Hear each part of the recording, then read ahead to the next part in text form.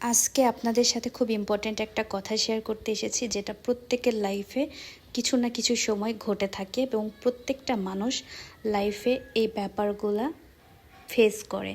তো সেইগুলা থেকে কিভাবে বেরোবেন তার জন্য পুরো ভিডিওটা দেখবেন। হ্যালো এভরিওয়ান, আসসালামু আলাইকুম, welcome back to my daily blog.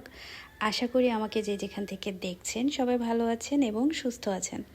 তো আজকে এমন কিছু টপিক নিয়ে কথা বলবো যেটা প্রত্যেকের জীবনের প্রত্যেকটা সময় এই জিনিসগুলো আমাদের লাইফে খুব ভালোভাবে মিশে গিয়েছে এবং প্রত্যেক দিন প্রত্যেকটা সময় আমাদেরকে ক্ষতি করে যাচ্ছে। তো চলেন শুরু করি। আমাদের চলার পথে অনেক সময় অনেক প্রবলেম ফেস করতে হয়। থাকে না যে কাজের ক্ষেত্রে বা এমনিতেই চলার পথে যে কোনো সম্পর্ক বলেন, যে কোনো চলার পথে যে কোনো সময় কিছু মানুষের লাইফে এমন কিছু মানুষের উপস্থিতি হয় বা এমন কিছু মানুষ আছে যে আপনার কর্মক্ষেত্র, যে আপনার পার্সোনাল লাইফ পুরো ঘেঁটে দেয়। তো এই সমস্ত জায়গা থেকে, এই সমস্ত সিচুয়েশন থেকে কিভাবে বেরোবেন তার জন্যই আজকের এই ব্লগটা। আজকে ভাবলাম যে এই টপিকে একটু আপনাদের সাথে কথা বলি। তো সেটা জানতে হলে অবশ্যই পুরো ভিডিওটা কন্টিনিউ করতে হবে। তো যাই হোক, এখন আমার যে বিষয়টা আমি না বললেই না, সেটা হলো যে আমি লাইফে খুব স্ট্রাগল করেছি, এটা সত্যি কথা। আর এখনও করে যাচ্ছি এবং স্ট্রাগল এমন একটা বিষয় যেটা প্রত্যেকটা মানুষের লাইফেই কিন্তু কম বেশি স্ট্রাগল করতে হয় এবং জীবনের শেষ দিন পর্যন্ত আমাদেরকে স্ট্রাগল করতে হবে, সেভাবে আমাদেরকে চলতে হবে। কিন্তু আমরা এই চলার পথে অনেকের সাথে দেখা যাচ্ছে অনেক ভালো মানুষের দেখাও পাবো, আবার অনেক খারাপ মানুষও দেখা পাবো এবং এই ভালো মানুষের সংখ্যাটা খুবই কম।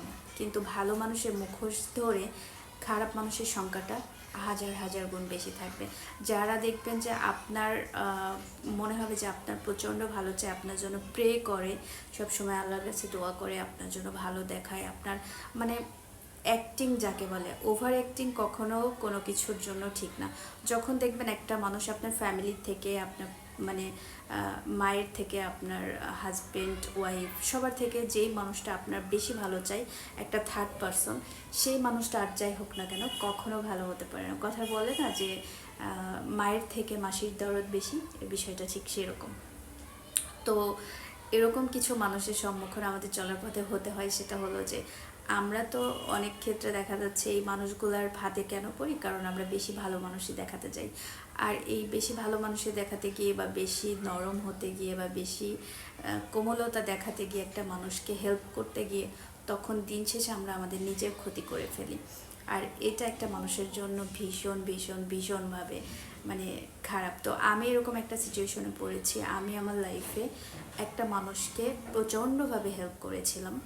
তো সেই মানুষটা এত খারাপ, এত মানে কি বলবো, যে শুধু একটা না, আমি আমার লাইফে অনেক মানুষকে দেখেছি, কিন্তু খারাপ মানে অ্যাভারেজে কম বেশি মানুষজন থাকে, কিন্তু এতটা খারাপ হয় সেটা আমার জানা ছিল না, যে মানুষ এতটা মিথ্যা কথা বলতে পারে।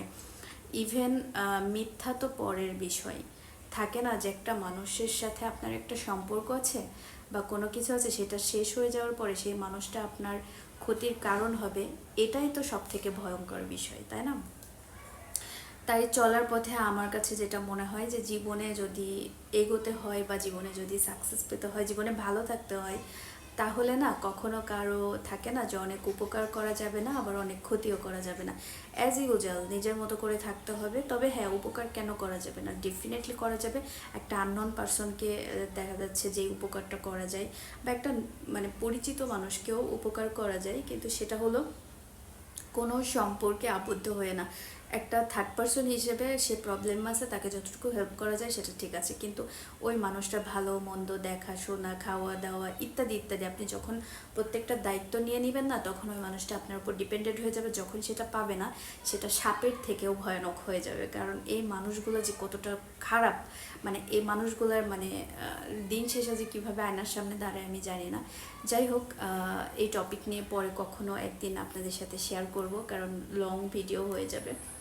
তো সেই জায়গা থেকে একটা কথা বলতে চাই যে লাইফে এগোতে গেলে মানে বদ নজর এড়াতে হবে। তার কারণ বদনজর এমন একটা জিনিস, সেটা হচ্ছে আপনার কাছের মানুষ, আপনার ভালোবাসার মানুষরাই এবং মুখোশ ধরে আপনার উপরে বদনজর দিয়ে যাচ্ছে, আপনার উপর হিংসা করে যাচ্ছে। আর এই জিনিসটা থেকে এড়াতে আপনাকে যেটা করতে হবে সেটা হলো যে এই বদনজর থেকে এড়াতে হলে আপনার ভালো কোনো খবর, আপনার গুড মানে যে কোনো ভালো ভালো দিক থাকে আর কি, তো এই ব্যাপারগুলো সবার সাথে শেয়ার করা যাবে না। কারণ যখনই আপনি সবার সাথে শেয়ার করবেন, আপনার ভালোটা সবাই কিন্তু পছন্দ করবে না, আপনার উন্নতি সবাই কিন্তু সহ্য করবে না। সো এই ব্যাপারটা নিজের ফ্যামিলি পার্সন ছাড়া, নিজের ঘরের মানুষ ছাড়া কখনো কারোর সাথে শেয়ার করা যাবে না, তাহলে দিন শেষে ভালো থাকবেন।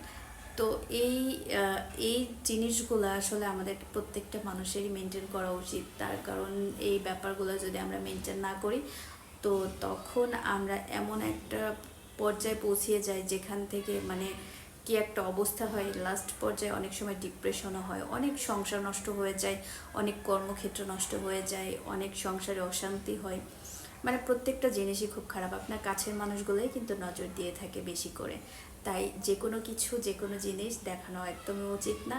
আর এই জিনিসটা মানে আমি হাড়ে হাড়ে টের পেয়েছি। ইভেন যে কোনো কোনো কিছুই, কোনো ভালো খবর, ইভেন আপনার যে কোনো ব্যাপার, আপনার কর্মক্ষেত্র, আপনার উন্নতি, আপনার চলাফেরা, খাওয়া দাওয়া, এভরিথিং কখনো কারোর সাথে বেশি দেখাতে যাবেন না। নিজেরা ভালো থাকবেন, তাহলে জীবনে অনেক ভালো থাকতে পারবেন। এবং এই সমস্ত মানুষ থেকে অবশ্যই এড়িয়ে চলবেন। যখন দেখবেন কেউ আপনাকে অতিরিক্ত ভালো চাচ্ছে, তখনই বুঝে যাবেন যে এই মানুষটা আপনার জন্য খুবই খারাপ। তো যাই হোক, আমি অনেক সময় অনেক ব্যস্ত থাকি, সবসময় ভিডিও বানাতে পারি না, বাট যতটুকু সম্ভব আপনাদের জন্য আমি ভিডিও বানাবো এবং আমি আমার পার্সোনাল ডেইলি ব্লগগুলো শেয়ার করব। আপনারা অবশ্যই আমার পাশে থাকবেন এবং আমাকে সাপোর্ট করবেন। আমার চ্যানেলটা অবশ্যই সাবস্ক্রাইব করবেন, পাশে থাকবেন এবং সবাই ভালো থাকবেন। সে পর্যন্ত নেক্সট ব্লগ আসার জন্য সবাই অপেক্ষা করবেন। আল্লাহ হাফেজ।